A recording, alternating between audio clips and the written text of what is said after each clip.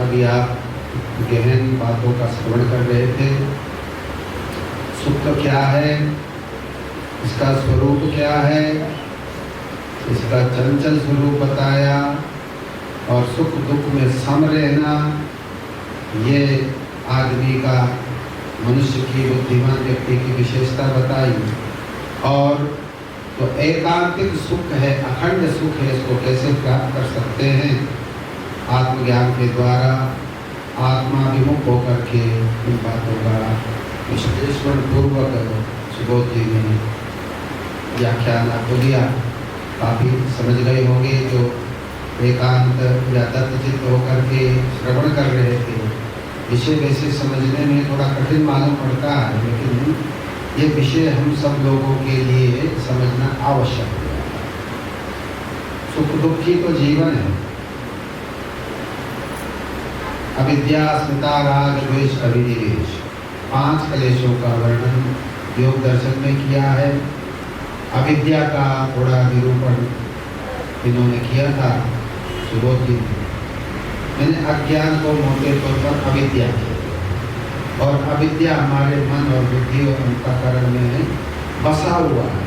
अज्ञानता के कारण, जन्म जन्म के इस प्रकार के मलिन संस्कार के कारण, तमोगुण और रजोगुण की अधिकता के कारण ये सब इसी प्रकार का ये हमारा जीवन जो है अविद्याग्रसित है।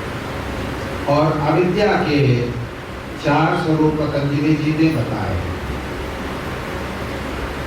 अनित्य को नित्य समझ लेना पहले प्रकार की अविद्या बताई। पहली अविद्या है अनित्य को नित्य समझ लेना। जो नश्वर है उसको हमने अविनाशी समझ लिया। संसार नश्वर है, हमारे शरीर नश्वर है, लेकिन हम समझते हैं ये अविनाशी, हम हमेशा रहेंगे।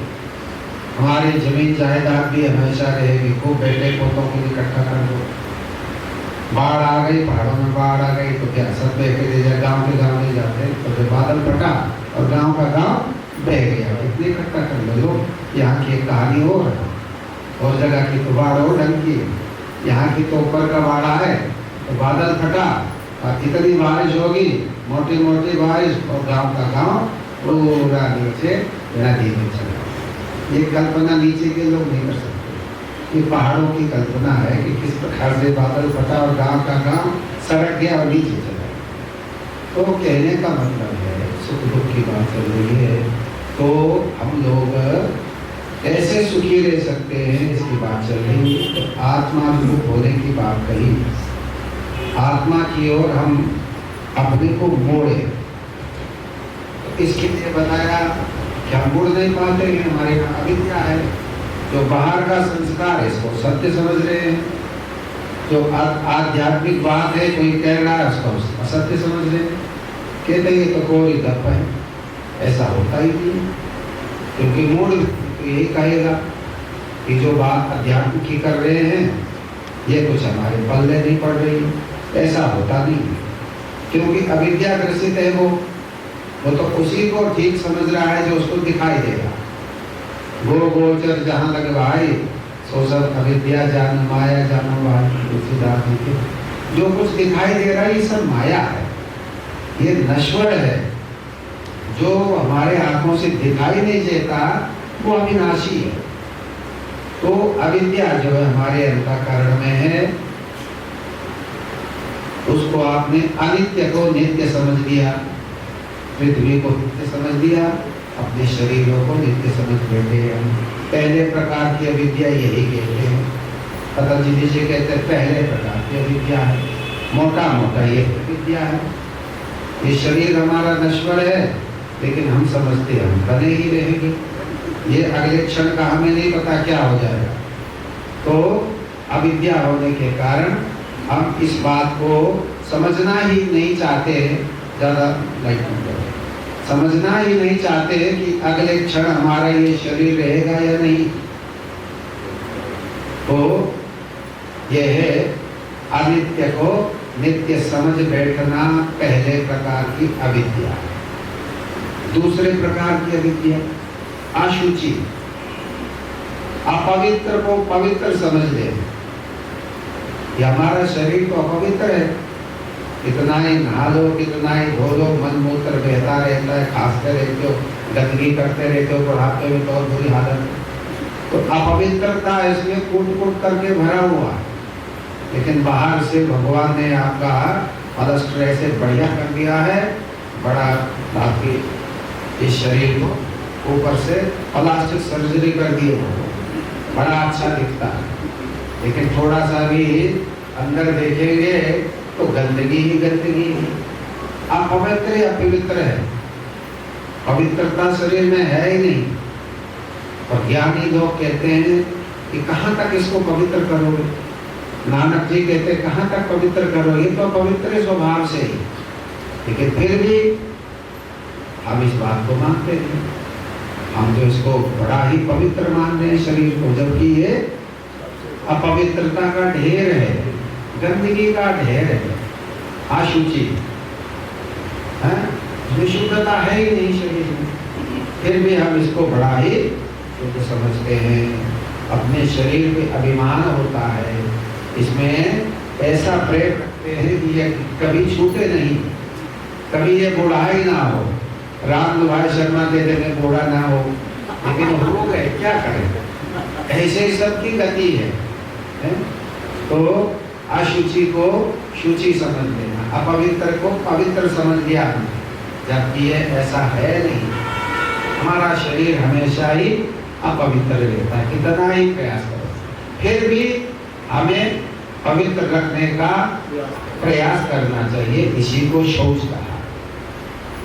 नहाना चाहिए, प्रयास करें, नहाए धोए स्वच्छ रहे, क्योंकि ये शरीर जो है भगवान का मंदिर, भगवान निवास करते।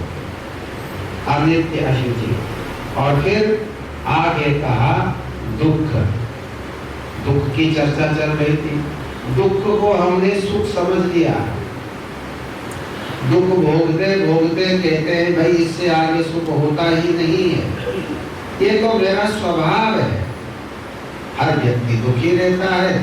दुख झोलते झोलते, दुख को झेलते झेलते हमने इसको अपना स्वभाव मान लिया। पतंजलि जी कहते ये तुम्हारा स्वभाव नहीं है, तुम तो सच्चिदानंद स्वरूप हो, तुम सो सुख की राशि हो।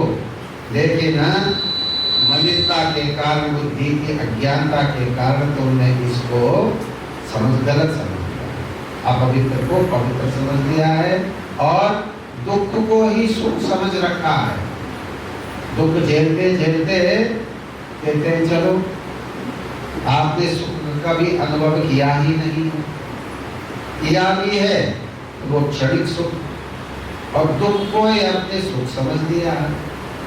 लेकिन ये गलत, ये सही नहीं। सुख तो ऐसा सुख है प्राप्त होने पर फिर कभी दुखी होते ही नहीं। तो उसको कहते अखंड सुख। इसकी चर्चा अध्यात्म में की गई। तो पतंजलि जी कहते हैं आपने दुख को सुख समझ लिया और अनित्य को नित्य समझ लिया। अनित्य वस्तु है उसको आपने नित्य वस्तु समझ लिया। ये शरीर हमारा अपवित्र भी है और अनित्य भी है, विनाशी है, लेकिन हमने इसको नित्य समझ लिया है। हमेशा रहेंगे हम, ऐसी हमारी धारणा होती है कि हम बहुत दिन तक जीते रहेंगे, जीते रहें, ये हमारी इच्छा होती है, आशा होती है, लेकिन ये आशा हमारी बिल्कुल गलत है। तो इस प्रकार से अनात्म वस्तु को, जड़ वस्तु को चेतन समझ लिया। ये शरीर हमारा जड़ वर्ग में आता है। मन, बुद्धि, चित्त, अहंकार ये सीधी सब जड़ है। बुद्धि भी जड़ है, जिस पे आप बड़ा घमंड करते हो, बड़ा बुद्धिमान। बुद्धि को भी दर्शन शास्त्र में जड़ कहा। जड़ का मतलब जो अपने वास्तविक स्वरूप को नहीं जानता। अब आप कहते बुद्धि तो चेतन है, इसमें तो चेतना है, लेकिन ये चेतना उसकी अपनी नहीं है। ये चेतना तो परम चेतना की चेतना है। आत्मा की चेतना बुद्धि को मिली हुई है। बुद्धि एक्टिवेट हो गई है, करंटेड हो गई, उसको करंट मिल गया है आत्मा। इसलिए ये चेतनवत हो गई है, चेतन की तरह हो गई है, सोचने समझने और की क्षमता बुद्धि में आ गई है। लेकिन दर्शन शास्त्र कहता है ये बुद्धि तो जड़ है, पत्थर की तरह ही है। चलो आप कहते पत्थर कैसे हो गया, बुद्धि तो चेतन है, चलो चेतन मान लो, पर एक ऐसा चेतन है जो क्षण क्षण बदल रहा है अपने को। पहले आपकी कैसे बुद्धि थी, अब कैसी बुद्धि है, फिर आगे फिर बदलती रहेगी। साधना करते हैं, उम्र बढ़ती है, बुद्धि भी बढ़ती रहती है, बुद्धि बदलती रहती है।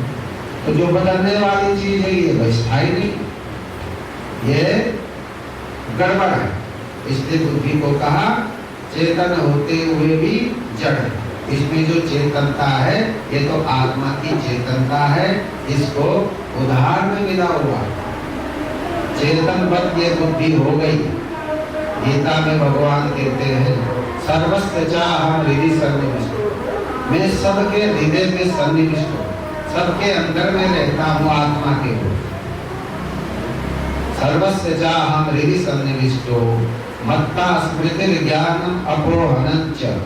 कहते हैं मेरे ही शक्ति के कारण, मेरे ही चेतना के कारण बुद्धि में स्मृति नाम की चीज है। स्मृति कहाँ रहती है, बुद्धि। बुद्धि उसको कहते हैं जिसमें याद रखने की क्षमता होती है।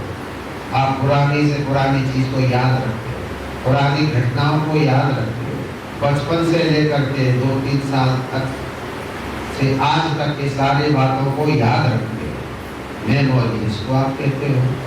ये याद रखने की जो क्षमता है इसको दर्शन शास्त्र में स्मृति कहा गया। गीता में भी स्मृति भगवान मत कहा मेरे कारण से, मेरी शक्ति से बुद्धि को ये स्मृति नाम की चीज प्राप्त है।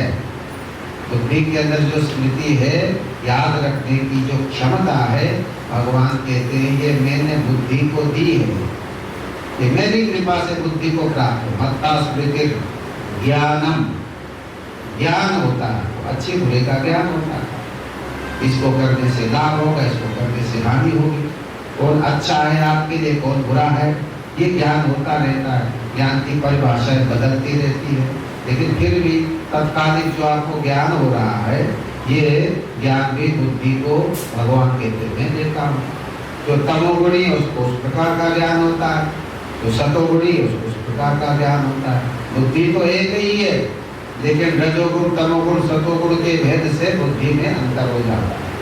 तो मत्ता स्मृति ज्ञान अपोहनं च, अपोहन कहते बुद्धि में आलोड़न करने की क्षमता, जड़ और चेतन को अलग करने की क्षमता।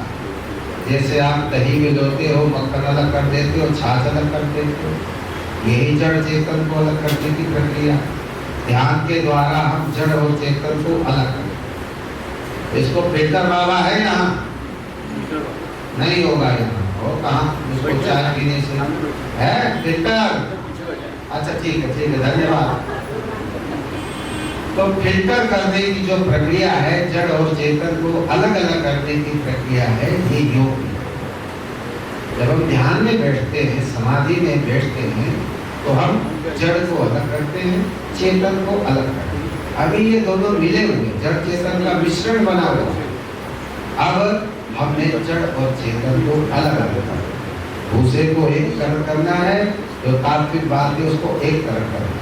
ये कैसे होगा, ये होगा समाधि के बाद। मन को एकाग्र जब हम करते हैं, सतोगुण को जब बढ़ा लेते हैं, तब रजोगुण तमोगुण जो जिसका मल है उसको एक तरफ फेंक देंगे। ये कचरा है, रजोगुण तमोगुण हमारे बुद्धि का कचरा है, उसको आप छोड़ देते हो, एक तरफ कर देते हो, भटका के उसको अलग कर देते हो। और जो तात्विक चीज है उसको आप ग्रहण कर देते हो।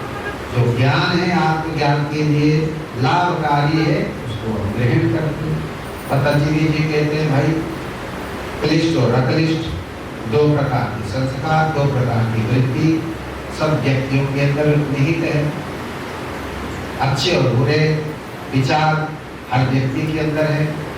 अच्छे विचार अक्लिष्ट वृत्ति है, जिससे आप आत्मज्ञान की ओर बढ़ोगे। जो क्लिष्ट वृत्ति है वो आपको नर्क की ओर ले जाने वाली है, दुख देने वाली है, उससे आपका दुख ही बढ़ेगा। ऐसे कर्म करते हम जिससे हम दुख की ओर ही उन्मुख रहते हैं। गलत काम करेंगे तो दुख ही मिलेगा परिणाम। तो ये हमारी वृत्ति जैसी बनती है, वैसे कर्म करते हैं, फिर उसका वैसे ही विपाक होता है, उसका फल होता है। तो पतंजलि जी ने दो बातें कही। कहते हैं भाई एक तो क्लिष्ट वृत्ति है हमारे बुद्धि के अंदर, वो क्लेश देता है, वो आपको दुख की ओर धकेलने वाला है। और दूसरी वृत्ति है अकलिष्ट। अकलिष्ट मैंने पुण्य की वृत्ति। यदि इस प्रकार की वृत्ति उदित हो जाए आपके बुद्धि में तो आप पुण्य के काम करते हो, आप ध्यान साधना करते हो, आप गीता का पाठ करते हो, तो उसको पतंजलि जी कहते हैं कि है अकलिष्ट वृत्ति। और ऐसी वृत्ति रहेगी फिर हम ऐसे कर्म करेंगे।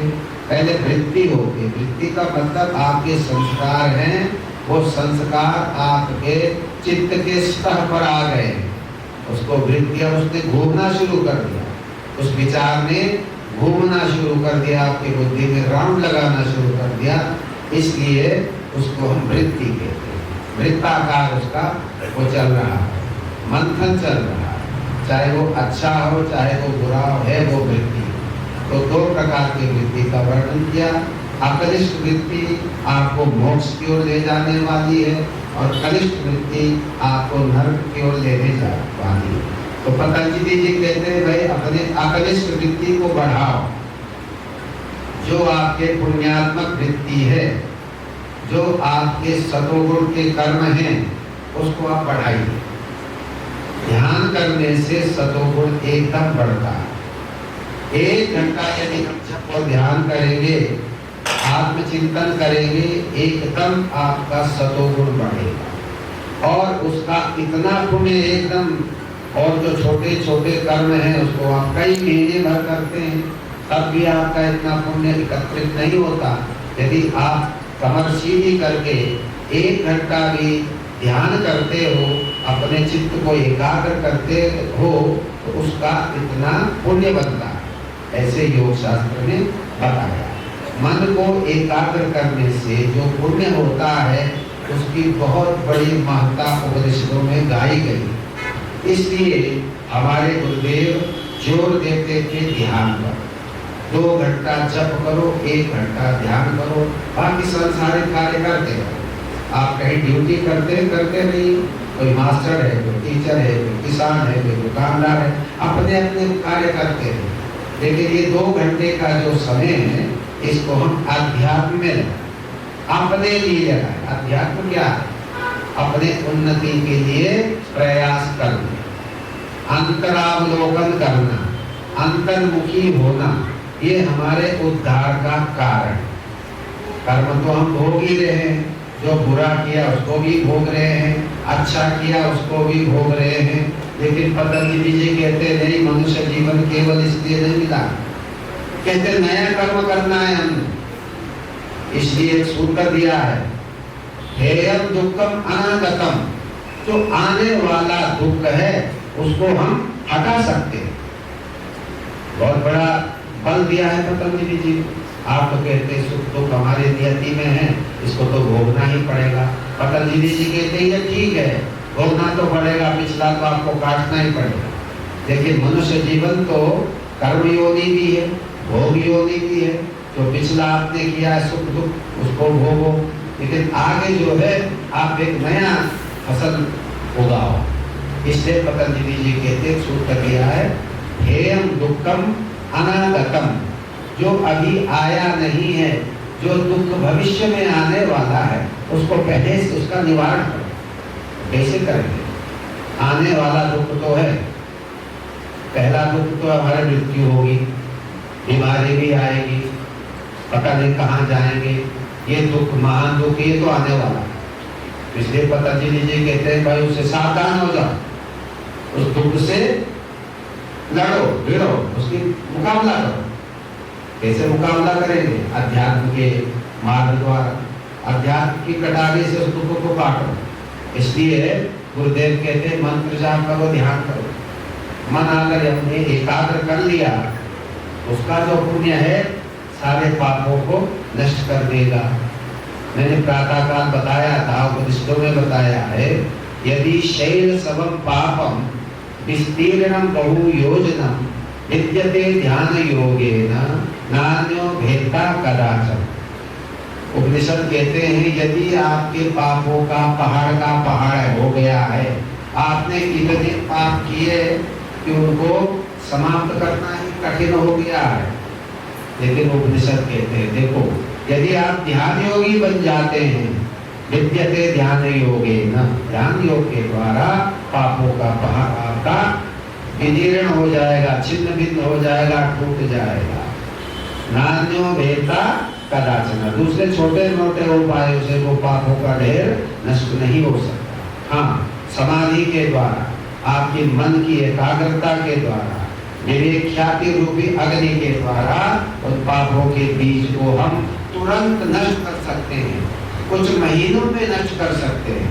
हमारे गुरुदेव कहा करते थे तुम लोग करते नहीं हो, यदि हमारे कहे अनुसार 6 महीना कर लोगे सब कुछ पा जाओगे। 6 महीने में कहते गुरुदेव मुक्ति दे देंगे, लेकिन हम लोग ऐसा कर नहीं पाते। गुरुदेव कहते हैं चित्त को एकाग्र करके जाप करो और ध्यान करो, मन को इधर उधर भागने मत दो और ध्यान में लीन रहो। 6 महीने अपने मंत्र का जाप करो जो बताया गया है, और कहते हैं 6 महीने के बाद जो कुछ तुम्हें मिलना है वो मिल जाएगा। इतनी बड़ी बात गुरुदेव कहते हैं, लेकिन हम लोग करते नहीं हैं। यदि 6 महीने तत्पर होकर के करेंगे तो गुरुदेव की गारंटी है तुम मुक्त हो जाओगे। तो इस प्रकार गुरुदेव हमें आज्ञा देते हैं और बताते हैं कि मुक्ति तुम्हारे हाथ में है, करना पड़ेगा, तप करना पड़ेगा, तप से पापों का नाश होता है। हमारे जितने पाप हैं तप से नष्ट होते हैं, इसलिए तप का बड़ा महत्व है। हमारे यहाँ सबसे पहले यम और नियम की कल्पना पतंजलि जी ने की। यम सत्य, अहिंसा, ब्रह्मचर्य, अस्तेय, अपरिग्रह, जानते सब लोग हैं, नाम से सब परिचित हैं। ये सार्वभौम महाव्रत कहा है पतंजलि जी। ये हम समाज में रहते हैं, हमें नियमों का पालन करना होगा, इससे हमारा कल्याण होगा, दूसरे का भी कल्याण होगा।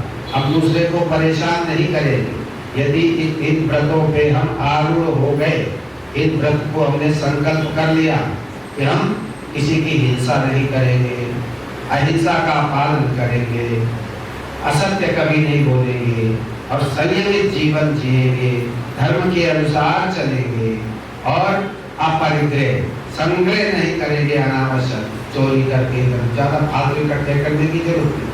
इसलिए पतंजलि जी कहते हैं अपरिग्रह ही बनो और आस्तेय, चोरी मत करो, चोरी का भाव ही नहीं मत आने दो अपने चित्त में। तो ये बड़े हमारे धर्म हैं, धर्म के अंग है, योग रूपी धर्म के अंग है। यदि हमने दृढ़ प्रतिज्ञ होकर के इन अंगों का पालन कर लिया तो गुरुदेव कहा करते थे आप योग के एक अंग को ही पकड़ लो और उसको अपने जीवन का लक्ष्य बना दो, आपको योग की प्राप्ति हो जाए। यदि आपने सोच लिया मैं सत्य ही बोलूंगा, असत्य नहीं बोलूंगा, सत्य ही मन में धारण करूंगा, अपने मन में सत्य को ही रखूंगा और अगर कहीं जरूरत पड़े सत्य को बोलने की तो मैं सत्य ही बोलूंगा और सत्य ही संकल्प करूंगा। तो ये सत्य का बड़ा पतंजलि जी ने कहा, देखो है सत्य प्रतिष्ठायाम क्रिया फलाश्रयत्व, कहते हैं जो सत्य मन में रखता है अपने चित्त, असत्य को कभी घुसने नहीं देता, कहते उसके अंदर बहुत बड़ा बल होता है, उसके मन के अंदर बहुत बड़ी ताकत आती है। कहते क्या होता है, कैसे ताकत आती है? क्रिया फलाश्रयत्व, कहते जो संसारिक लोग किसी वस्तु की प्राप्ति के लिए बहुत मेहनत करते हैं, उस सत्यवादी को, उस सत्य प्रतिष्ठ व्यक्ति को तुरंत उसके मन के चाहने मात्र से वो वस्तु प्राप्त हो जाएगी। क्रिया फलाश्रयत्व, क्रिया के फल का आश्रय तो उसको मिल जाए। एक व्यक्ति है बिल्डिंग बनाना है, बहुत मेहनत करनी पड़ेगी, बहुत कटरा करना पड़ेगा, लेकिन सत्य प्रतिष्ठित व्यक्ति है उसके चाहने मात्र से हो जाएगा, अनायास हो जाएगा। कैसे ही हो जाएगा, कैसे हो जाएगा ये वो भी नहीं जानता।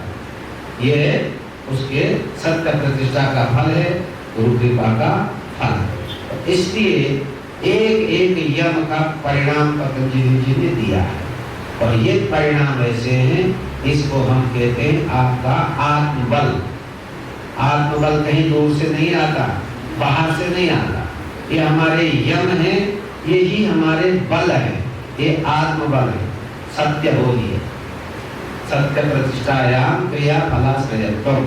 पतंजलि जी कहते हैं यदि सत्य को ही धारण करोगे, सत्य परमात्मा का रूप है, सत्य ही ईश्वर है, यदि इस भाव से आप सत्य ही आचरण करोगे तो आपको क्रिया फलाश्रयत्व मिलेगा।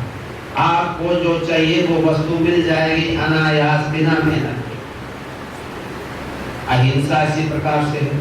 अहिंसा का यदि पालन करेंगे, किसी को मुझे चोट नहीं पहुंचाना है, मनसा वाचा कर्मणा किसी को दुख नहीं पहुंचाना है, यदि हमने प्रतिज्ञा कर ली, इस बात का व्रत ले लिया हमने, तो क्या होगा?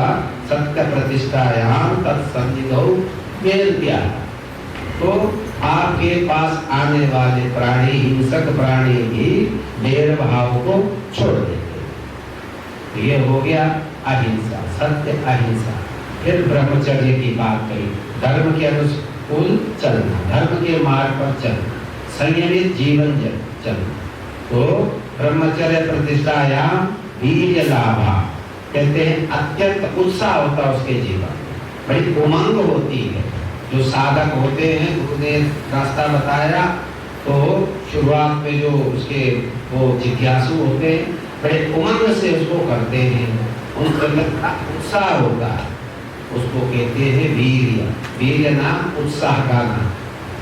तो ये ब्रह्मचर्य से ये वीर्य लाभ होता है, उसको बहुत ही उत्साह मिलता है, काम करने में उसका उमंग होता है, पुरुषार्थ करता है वो तत्परता से। ये हो गया तीसरा। चौथा कहा है अस्तेय। अस्तेय मैंने चोरी करने का भाव सर्वथा त्याग देना। मैं किसी की वस्तु को नहीं उठाऊंगा, पड़ी रहो किसी की हजारों चीज रुपए की चीज पड़ी रहो, मैं नहीं उठाना। किसी का तो होगा, अपना ले जाएगा, दे दो उसको, लेकिन हम उसमें लालच क्यों करेंगे मुझे प्राप्त हो जाए। आपने नजर बचा करके चुरा लिया, तो आप में चौर्य भाव आ गया, चोरी का भाव आ गया, आपका मन कमजोर हो गया, आपके मन में बार बार चोरी का भाव आ रहा है। अरे मैंने इसकी चीज नजर बचा करके चुरा दी है, यार मैंने गलत तो किया है, लेकिन लोग कह रहा नहीं आने दो आने दो, क्योंकि माँ ने तो ऐसे पढ़ाया हुआ ना। जो खराब माँ होती है वो बच्चे को हाँ ले आया करो, चुरा करके इधर से ले आया करो। कहते चोर को नहीं, चोर की माँ को पकड़ो। तो माताएं बच्चे को चोरी करना सिखाती है, अपने बच्चों को कभी चोरी करना नहीं सिखाना, फंस जाएगा आगे चलकर। इसलिए ये चोरी नहीं करना, इसको कहते हैं अस्तेय। अस्तेय कहते चौर्य भाव। अस्तेय का मतलब है चोरी न करना। हमारे चित्त में बचपन से यदि संस्कार डाल दिए जाए कि हम किसी की वस्तु को नहीं उठाएंगे, बिना परमिशन के किसी की वस्तु रखिए, आपको जरूरत है पूछिए, कब दीजिए और फिर दे दीजिए। और अगर वो भूल गया है कदाचित तो उठाइए। आजकल चोरी बहुत करते हैं बच्चे, मोबाइल उठ जाते, भैया अपने मोबाइल का ख्याल रखना। चोर बच्चे भी हमारे आपके साथ में हैं। आपके जो बच्चे हैं ना चोर हो गए हैं, आप कोई गारंटी नहीं सकती कि मेरा बच्चा पैसा नहीं है, हम करके दिखाएंगे तेरा बच्चा चोर है। क्योंकि उसको बढ़िया वाला मोबाइल चाहिए, आपने तो दिया नहीं, उसने देखा कहीं पर रखा है उस अंकल जी का, चुरा लिया। हमारे यहाँ कई साल पहले ये चोरी हो गई थी करमवीर की, नीचे से 2-3 चोरी हो गई, पता नहीं कहाँ से लड़के आए। तो ये नहीं कह सकते हो कि हमारे बच्चे चोर हैं, बच्चे चोर होते हैं। ये तो मोबाइल ने तो इनको सब प्रकार से खराब कर दिया।